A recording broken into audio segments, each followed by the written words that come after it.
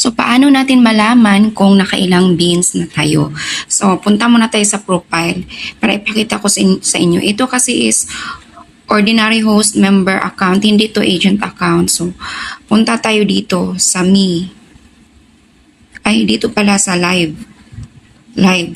Dito sa live pumunta ha, tapos makita ninyo ito. Ito yung charm. So, i-click ninyo ito. Yan. Tapos, i-click ninyo itong weekly. So, weekly.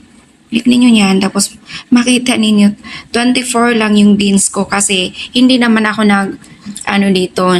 nag-active. Nag-i-invite lang ako dito sa ordinary host member account ko. So, meron lang akong 24 beans.